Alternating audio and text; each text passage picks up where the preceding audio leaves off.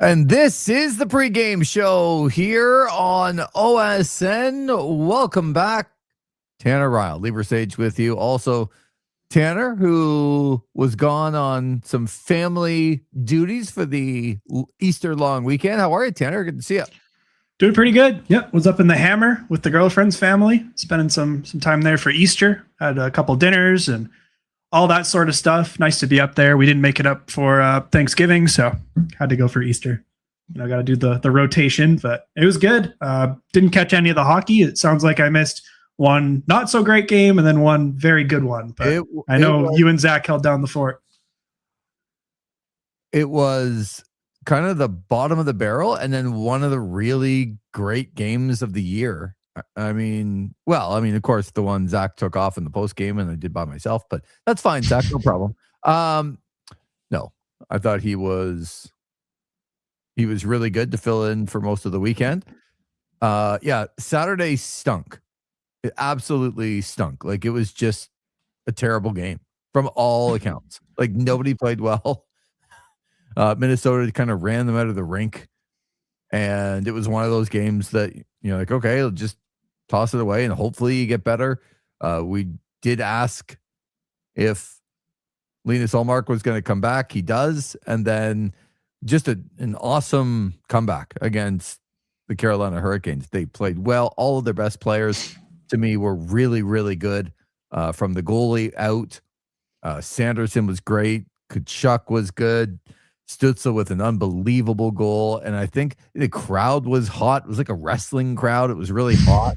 So this was one of those games that I think propelled Ottawa. They got tons of help on the scoreboard this weekend. Like, it just could not have gone better on the out-of-town scoreboard. And they're really now, I don't want to say like they're not safe by any means, but as they go into this game against Tampa, they control things now. They are in that second wildcard spot. They have 5 games left. Detroit and Columbus do play each other, so one of those teams will get 2 points tonight, but the other one won't. It might get 1, but the other one will end up still not catching either of those two teams. It's a really, really big game between Detroit and Columbus to try and stay alive. But Ottawa's got it all in front of them. They got tons of injuries on the Tampa Bay Lightning. They got some really good news at the morning skate this morning. Not necessarily for today, but way sooner than people expected, which we'll get to in a second. They got a backup goalie tonight after a really big game for Tampa that they lost last night with travel, and Ottawa's been home. They play, I know they lost to Florida and it didn't go well in the first period, but they play a terrible Panthers team coming up on Thursday. And then, to me, if they win the Islander game on Saturday, this team's there. Like, you can, for the first time, Tanner, on Sunday, I saw the finish line. I'm like, this team can see the finish line, and that is an entry into the playoffs.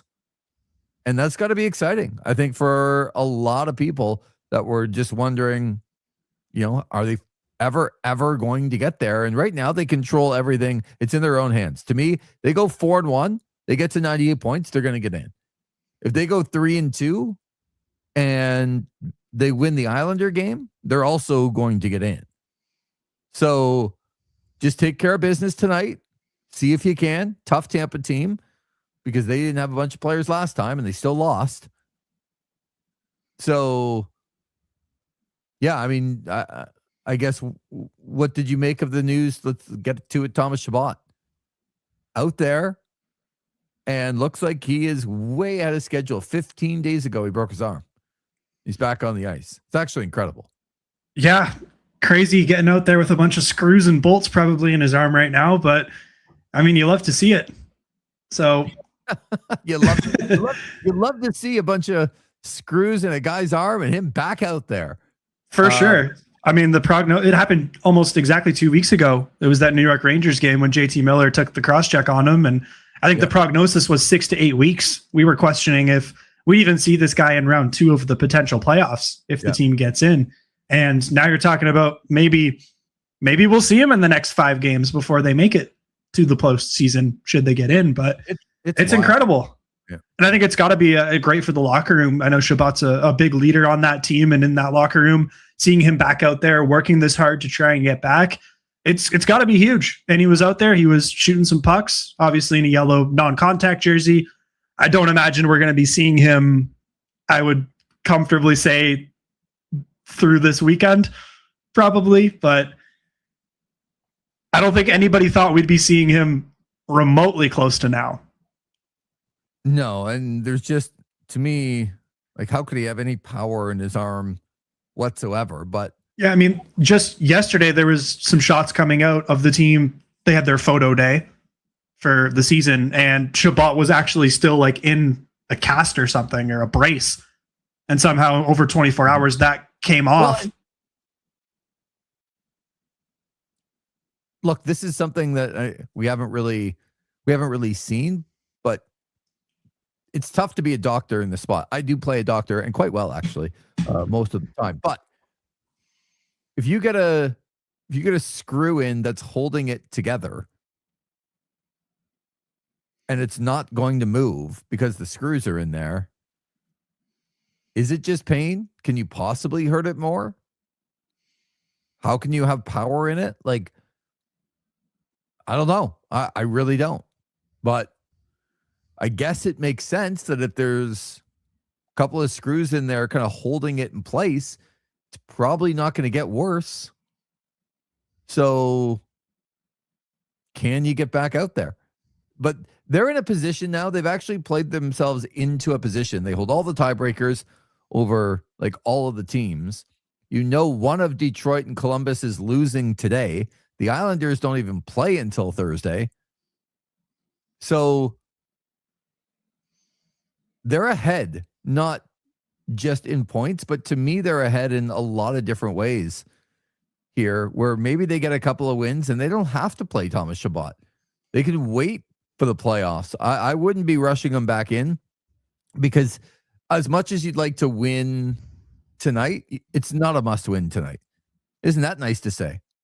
For the I would agree. Yeah. I think it's probably a case of if we get to, you know, maybe the Devils on Sunday or the Toronto game, and they're, you know, 2 points back, and that win would guarantee they're in the playoffs. That's probably the case where we'd see Chabot play. Otherwise, I don't imagine we're seeing him before game one of the first round.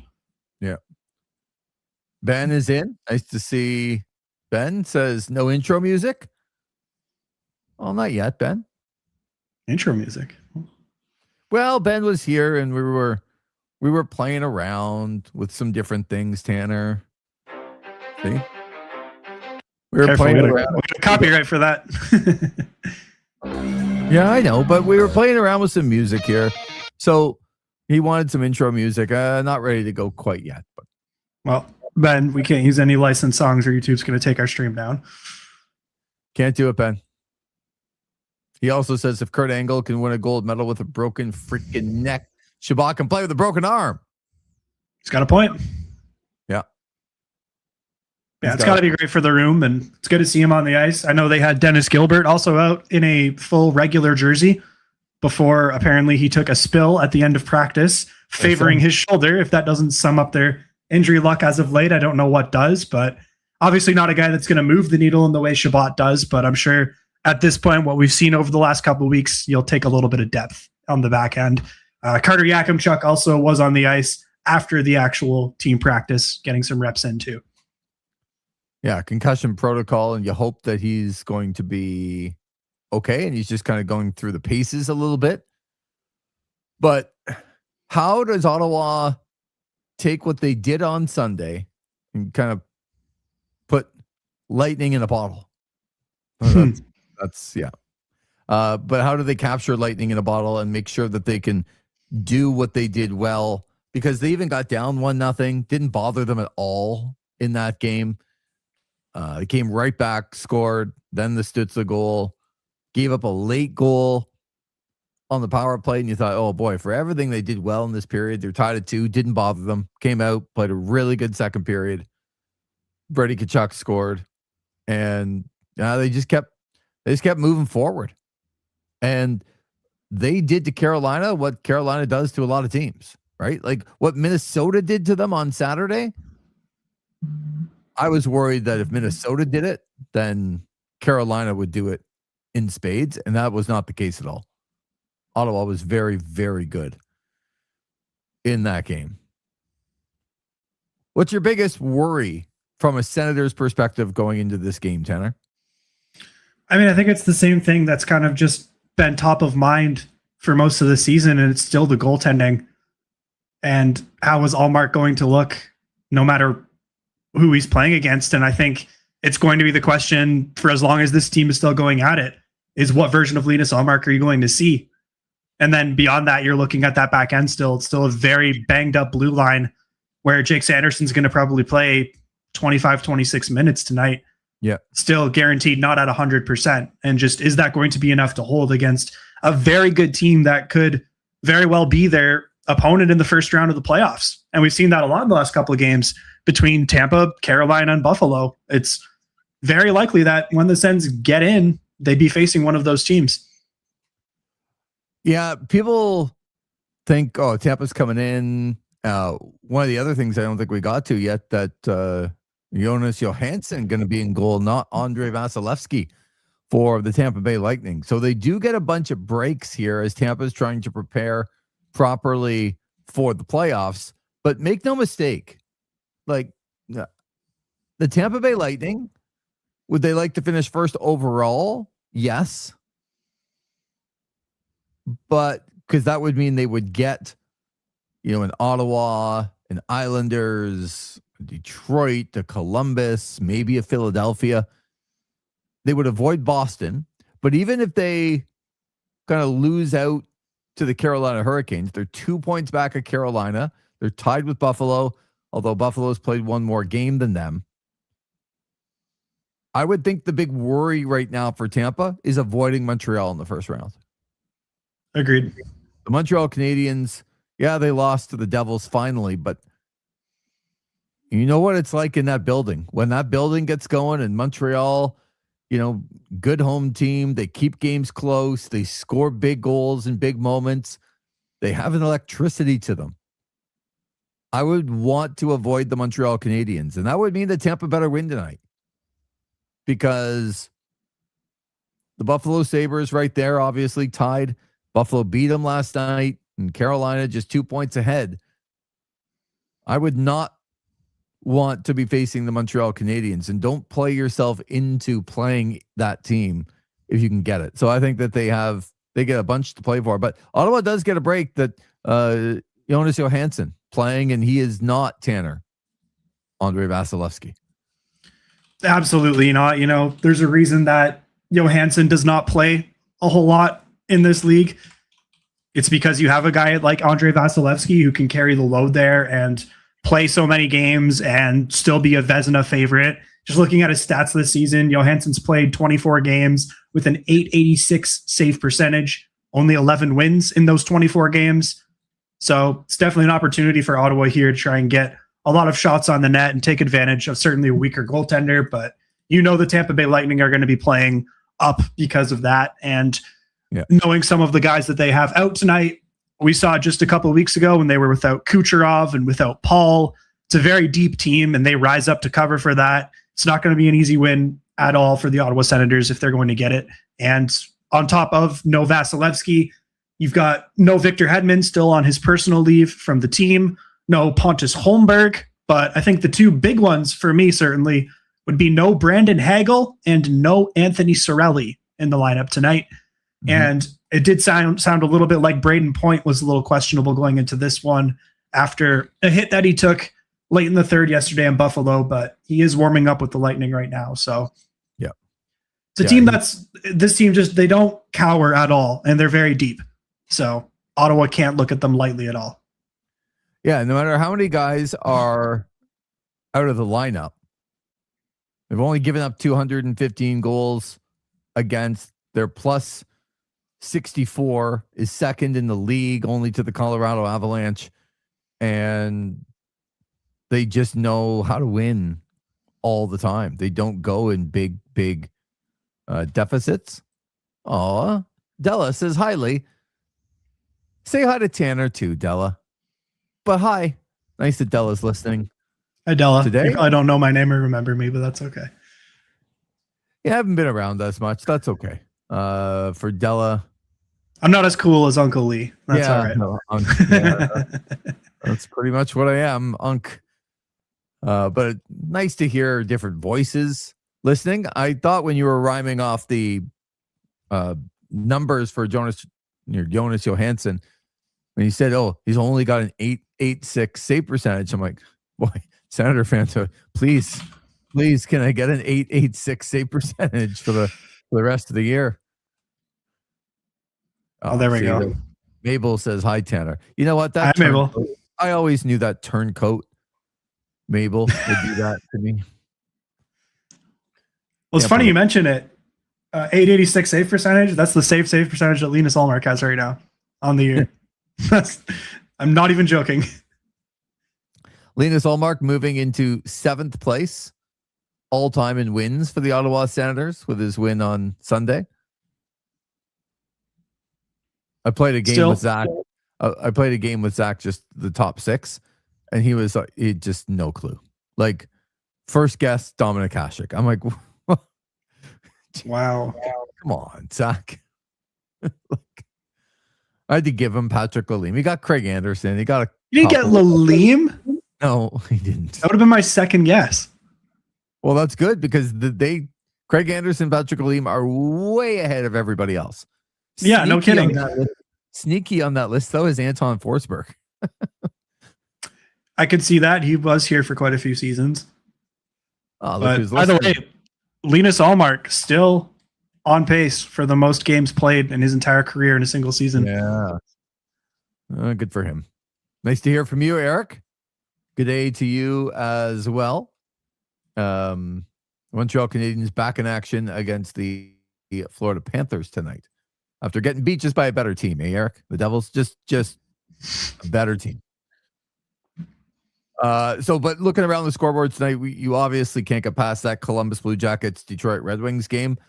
The loser isn't out, but the loser is going to have a very difficult time depending on what else happens tonight.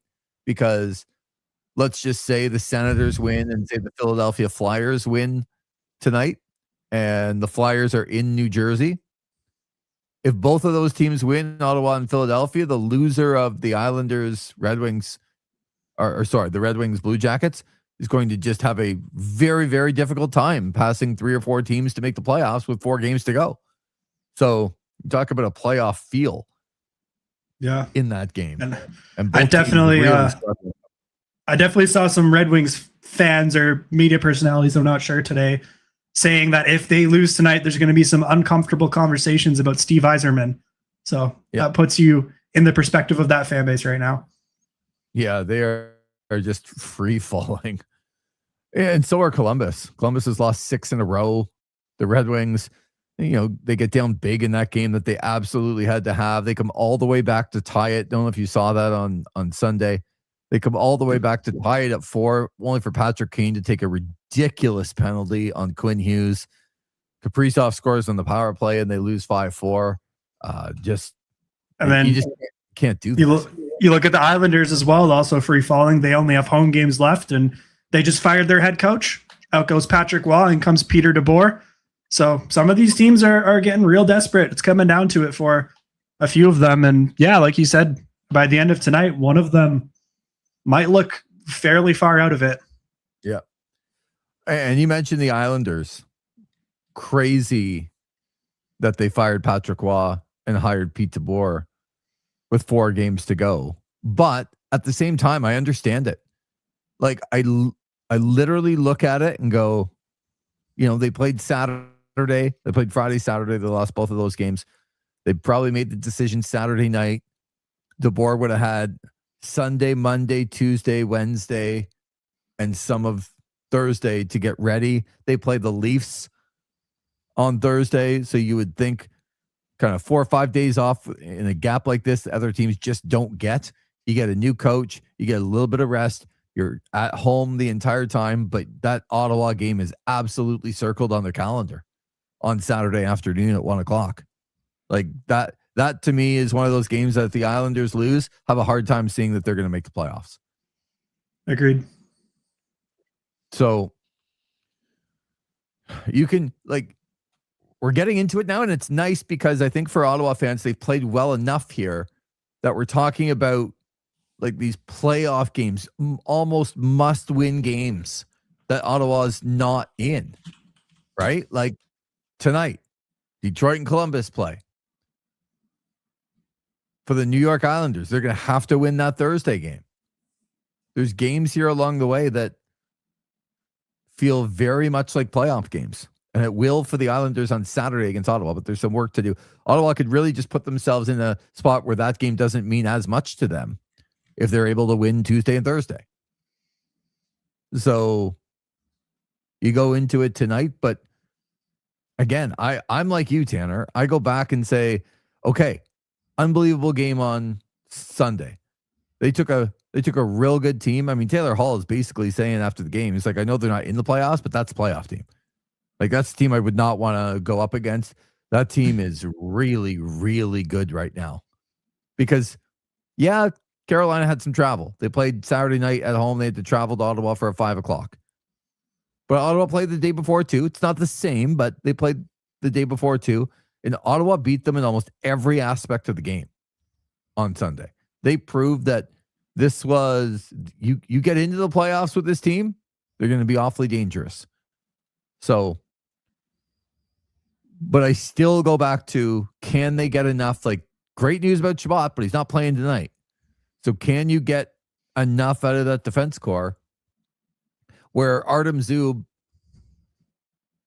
was really good on Sunday, but that was the first good game he's played in a while to me. Jordan Spence looks a little gassed at this point. Doesn't mean he's playing like horribly. He was just playing at an unbelievable level. I see Ben's in the chat. I'm not going to put Ben over at this point. It's too close to the game, and I'm not putting him over. I don't care how many truths he's speaking. Not going to happen tonight. Maybe on the post-game show.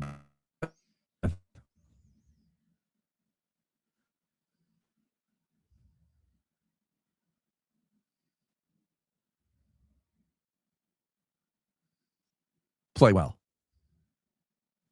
What's he going to be? Can Linus Ullmark play well? Is he your biggest question tonight, Tanner? I think I lost you for a second and you're back. I don't know if that's on my end. Is Linus Ullmark your biggest thought tonight about what needs to happen to go well? I think so, yeah. Just when you look at how things have gone for pretty much this entire season, he is the question mark. You want to know if you can really count on this guy and if he can turn it around for the playoffs. And I think he is starting to show what he can do when he plays. But I think there's just always going to be that question mark. And even looking at the weekend, he's got an 893 and an 826. I still worry a lot that the team in front of him is really carrying him in certain aspects. And you've got to be concerned about that. Is this guy going to be able to hold it together down the line and get this team into the playoffs? We know he struggled in the postseason as well. So I think he is always going to be that question mark, especially this season with everything that's gone on. Yeah, he is for me too. If he can come up with some big saves early, I think the crowd can get Ottawa behind Tampa, and maybe their lack of depth tonight, the Lightning, will show if Ottawa can kind of take it to them. But they're going to need, a couple of those defensemen to play well tonight, and they're going to need their goalie again tonight because it's still a very, very dangerous team. I don't know if you saw a couple of the goals. Yeah, Tampa lost, but Kucherov on the power play looked insane the other night. Like scary. Like you just, how are you going to stop that guy? So that happens a couple times tonight. Doesn't matter how good Ottawa is. So yeah, could have to stay disciplined because Kucherov on the power play is pretty much automatic. As you've been talking about too, still underrated. Like when you talk about the top 3 or 4 guys in the league. Oh, look who's in. Probably just in time because I buried him at the beginning. Z Gibbon, liking the new camera angle. Well, we're working on some things here. I would say it's a work in progress here in the palatial estates of Ashton to get things as good as we can here before we really get going.